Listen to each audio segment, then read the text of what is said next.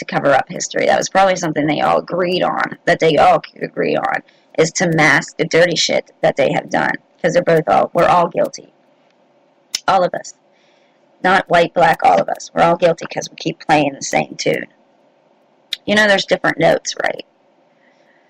Or there's probability. So is it a random chance or not a random chance? Because that outcome is still going to be there, whether it's 1% chance or 100% chance. Because it's all probability. I love that about human nature, behaviors, and patterns. I am not good at algebra, but I know patterns and shit like that. But, so also coming up out of all this new thing, and a lot of people have been talking about anti-fascist people or anti-FEF. And you can get confused in that as well, because if you're traditional, I guess you want to say the anti-fascist people, but here recently it's been shortened to an acronym, I guess, or an abbreviation, really, because it's just the first half there. So, anti-FEF is against extreme right-wing people. And you could almost go as far as say these extreme alts and these extreme lefts, right and left, are, once again, when I opened with terrorism, there's no medium ground. And I found that out with that Human Rights Commission. There's no medium ground. And that is going to bring me to this pronoun shit, because the medium ground isn't going to be found as long as the Christians and religious folks of all denominations and probably of all religions, basically the majority of them, even though they're the minority nowadays, feel that it's infringing on their right to give these people quote-unquote special rights. But if you look deep, deep under the surface, it isn't that they want special treatment.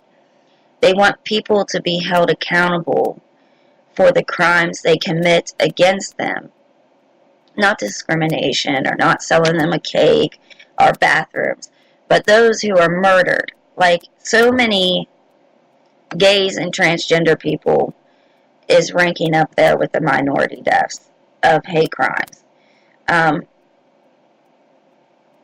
It isn't that they're having racial derogatory terms spray painted on their cars and property.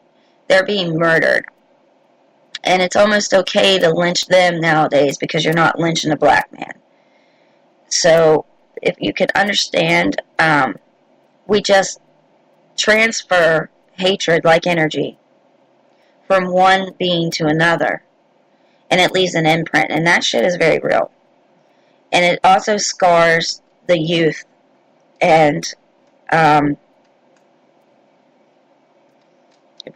would say it scars their DNA and their lineage and the thoughts that they're going to come up with. And every once in a while, there's great people who've seen through the bullshit and led us to where we are now. And I feel there's more and more of us who could change a voice. And we're always looking for a leader, and there isn't any leader but inside yourself.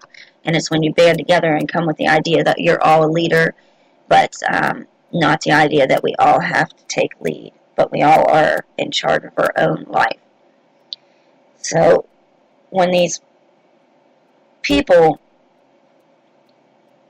go into this political correctness and this snowflake thing, which snowflake is just a crybaby liberal, I guess, right? I'll read it to you what it says. A derogatory term for an overly sensitive or easily offended person, or one who believes they are entitled to special treatment on account of their supposedly unique characteristics. Oh, heaven, you shouldn't have gave them all a fucking trophy. Like the generations under me. So those of you that graduated, I imagine between 2002 and 2016 and 17 got handed a trophy, right, for everything you did. So, and all this, it isn't. That's what you get out of latent effects or unintended effects. of stuff. You know, you always have a good and a bad on everything you do. The balance is when that balance is upset. So you can't just, if being offended, people are going to be offended by everything. But just because you're offended doesn't mean that you have to engage in this. And that's, you can't rank offensiveness or being defensive is what it should be. With, for example, this pronoun thing. You can't, if someone doesn't know, and then you also have to address, you can't expect each generation or each groups of people to understand or even keep up with terminology, because it's always shifting. Definitions are always changing. Slang is always changing. When we said lit back then, it didn't mean lit as it does now for our kids, okay? Like, right on, coolin', all that comes from way back when, right? So this pronoun usage to address this gender issue should not be an elephant in the room. It shouldn't be, and someone's probably going to get offended, but it's not even important. It's not important. When you see a baby, you don't know what sex that baby is. You say, oh, is it a boy or a girl? And then the people normally tell you. Because my name is Ricky, and I have a male name. I have a friend named Bobby. Then there's Billy, and all kinds of different names. Kelly, Ryan, Brandon. We know a chick named Brandon. So when you have, and they're over 36. We're over 36 years old, and a name is just a name, right? Isn't that what Romeo said? What is the name, but what one might call thyself? So, so some express a preferred pronoun and is done with respect to the person or groups, whereas one should not assume they know another's gender based on their name or appearance. I'll tell you something, it was popular for girls to dress like dudes when I was in junior high and shit, with the cross collars and the baggy pants and, you know what I mean, hats, the Nike shoes. Everybody was doing it. But it doesn't mean a stranger, if they refer to you differently or traditionally, because you still have boobs, you know, no matter how hard you hold them down, or your mannerisms, or the way you point at something might still be feministic, or even, you know, or even with a man being a man, you can still tell in certain areas, some of them, because men can take everything from us, and I won't go into that. But the thing is you can't be offended by that. And then when you have all these words, like people are offended when you use certain mental illness references or blah, blah, blah. And yeah, all of that is wrong. But ignorance isn't wrong. Sometimes people can choose to be ignorant, but you can't always know when that person is choosing or when they really don't know. And I had to learn that lesson myself, because I like to jump to the gun, because I would be offended when some people would comment or go against what I was posting, but I didn't take the time to ask why they were against it. Instead, I just said blah, blah, blah, blah, blah, because that's how we're raised. And that's the, you know, outrage is an emotion that we all can see before we can see compassion. You might express love, but not compassion. That's something to think about, because if you listen to a lot of TED Talks and what these people are doing, it doesn't mean you necessarily have to believe in what they're talking about, but best believe they're doing what they're talking about.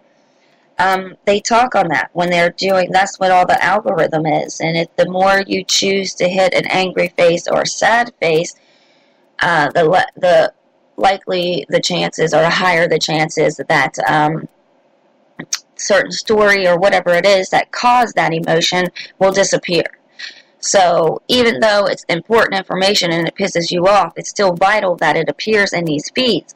So you're better off liking it or hearting it or wowing it, because sad face is debunking shit too. If it's making you sad, outraged, They're taking it down off of the feeds. That is very, very true. So that's something to think about when we're coming to this political correctness and all these pronoun usages. You can't expect people to know, and you can't expect people to go along with it, but what you can expect is others just respect somebody as a human being, as a decent person. It doesn't matter what I call you, as long as I treat you fairly or nice. I call everybody man, dude, hey, what's up? Blah, blah, blah. And what really gets me is you'll never know the flight of a woman. Even if you choose to become a woman, you'll never be us. You'll never have a period. You'll never have the rest of the hormones that go with estrogen. And women will never truly be men. I don't care how much you mask it. And the only issue, I don't care about those people. They could do whatever they want. But deep down to the core of it, I do feel robbed as a woman that men get to do whatever they want. And as a woman, you might be able to get in a large clit, excuse my words here, but you'll never get a full functioning large penis. But they can get a full functioning, beautiful, surgically made, pristine vagina. Think about that. And even though these men, these transgender men, are being murdered at a higher rate than transgender women, it's because it's still acceptable in society as a fantasy and as a porn fetish to see two women. It's not acceptable to see two men. However, in history, and you can research this yourself, because we see it playing out in the churches still, okay? When they talk about Dionysus, the festival of all the things what the Romans did, women, societal women, not the concubines or the slave women or the whores, regular women, did not go to these festivals. Okay? So all the naked women in these drawings are slaves. Secondly, they were only brought in sometimes. They may have not even been there every time.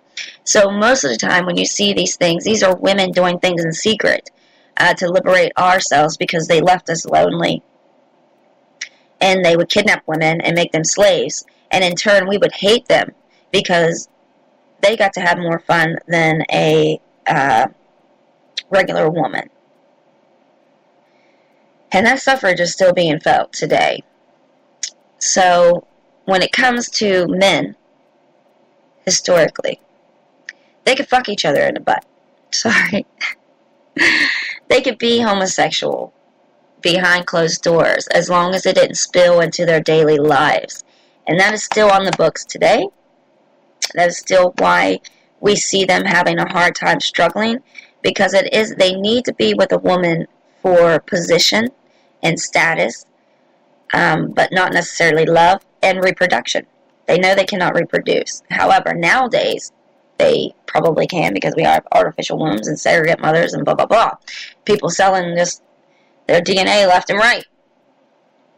So that would lead to, we have a human farm, you guys, in real life, and they always have been. If you really, really think about it. Just like if you really think about swallowing, it's a joke, but not a joke. Anyway. The point is maybe I harbor a little bit of resentment towards the whole thing, just in a whole aspect. It isn't that I don't understand, because honestly, I'm more masculine than I am feminine, but I'm still a lady and a woman, and I will never give that up.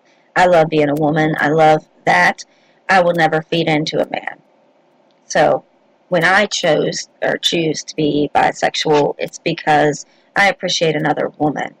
And I also find beauty in everybody. It doesn't mean I'm going to act on it. It just means it's instinct. And what they have done is conditioned us to stay away from our human instinct as if it's some kind of sin. It's not a sin. It's just bullshit for the birds. Do you know who the birds are? The birds are the little rich women up there who got so pissed off because they didn't get